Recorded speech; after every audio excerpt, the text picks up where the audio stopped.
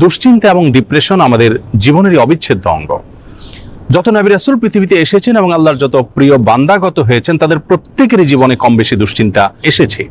তারা তাদের সেই কঠিন সময়গুলোতে আল্লাহ রাব্বুল আলামিনের কাছে সাহায্য প্রার্থনা এবং আশ্রয় প্রার্থনা করার মাধ্যমে নিজেদেরকে এতটাই নিরাপদে রেখেছেন, এতটাই ভালো রেখেছেন, এতটাই স্বাভাবিক রেখেছেন যে কোনো বিপদ, কোনো মুসিবত, কোনো পেরেশানি, কোনো ডিপ্রেশন তাদেরকে ভেঙে ফেলতে পারেনি। বরং বিপদেও তারা হেসেছেন এবং স্থির থেকেছেন মানসিকভাবে।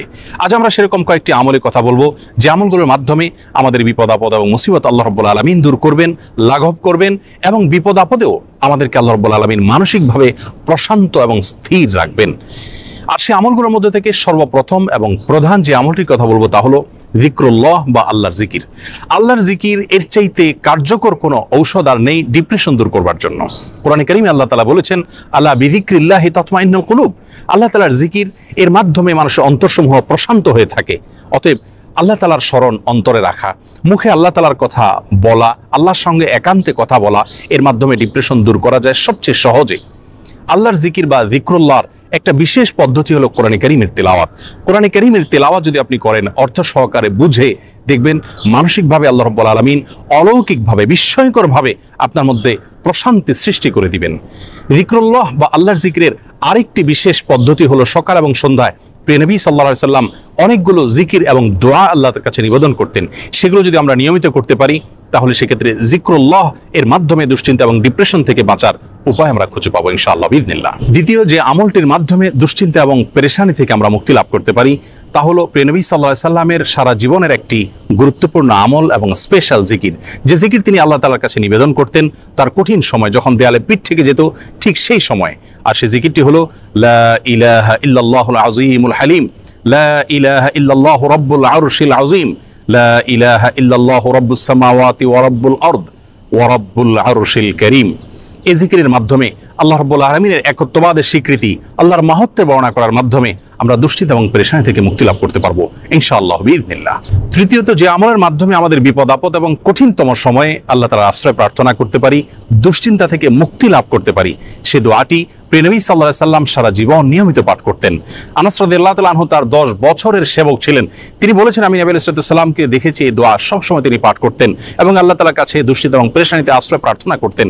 আর সে দোয়াটি হলো আল্লাহুম্মা ইন্নী আউযু বিকা মিনাল হাম্মি ওয়াল হাযান ওয়াল আজজি ওয়াল কাসাল ওয়াল বুখলি ওয়াল জুবন ওয়া যালা'আদ দাইনি ওয়া গালাবাতির রিজাল। দোয়াটির অর্থ হলো আল্লাহুম্মা ইন্নী আউযু বিকা মিনাল হাম্মি ওয়াল হাযান, আল্লাহ আপনার কাছে আমি আশ্রয় প্রার্থনা করি, মুক্তি চাই পেরেশানি, দুশ্চিন্তা এবং ডিপ্রেশন থেকে, এবং ওয়াল আজজি ওয়াল কাসাল, অক্ষমতা এবং অলসতা থেকে এবং কৃপণতা থেকে, ভীরুতা থেকে আপনার কাছে আমি আশ্রয় প্রার্থনা করি। ঋণের যে চাপ, প্রেশার আছে সেটি থেকে, এবং মানুষ আমার উপরে যেন চড়াও না হয় সে বিষয়ে আপনার আশ্রয় প্রার্থনা করি। চতুর্থত যে আমলের মাধ্যমে আমরা দুশ্চিন্তা, পেরেশানি এবং জীবনের কঠিন সময় আল্লাহ রাব্বুল আলামিনের স্পেশাল সাহায্য পেতে পারি তা হলো সালাত।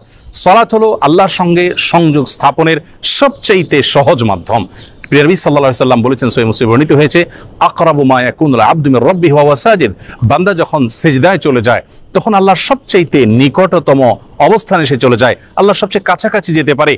এজন্য প্রিয় নবী সাল্লাল্লাহু আলাইহি সাল্লামের সারা জীবনের অভ্যাস ছিল, সূরা আবু দাউদে বর্ণিত হয়েছে, কানা ইযা হাযাবাহু আমরুন ফাযাআ ইলা সালাহ। প্রিয় নবী সাল্লাল্লাহু আলাইহি সাল্লামের জীবনে যখনই কোনো সমস্যা দেখা দিত তিনি সালাত আরম্ভ করতেন। এজন্য দুশ্চিন্তা থেকে মুক্তির জন্য সালাত এটি অতুলনীয় আমল, এর সঙ্গে অন্য কোনোটির কোনো তুলনা চলে না।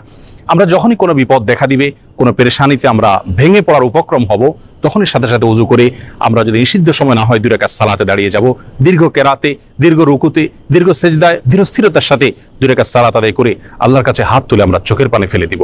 সালাতের মধ্যে দুশ্চিন্তা এবং বিপদ আপদ থেকে মুক্তি লাভের জন্য যে সালাতটি সবচেয়ে বেশি কার্যকর এবং আমার জীবনে বারবার আমি পরীক্ষা করে দেখেছি যে এর মাধ্যমে আল্লাহ রাব্বুল আলামিন অলৌকিকভাবে, বিস্ময়করভাবে দুশ্চিন্তা থেকে মুক্তি দান করে থাকেন, তা হলো তাহাজ্জুদের সালাত। ভোর রাতে যখন আপনি সবাই ঘুমিয়ে থাকবে তখন উঠে 2 রাকাত সালাতে দাঁড়িয়ে যাবেন ওযু করে এবং দীর্ঘ সময় নিয়ে ধীরস্থিরতার সাথে কায়মন বাক্যে আল্লাহ তাআলার কাছে সালাত নিবেদন করবেন।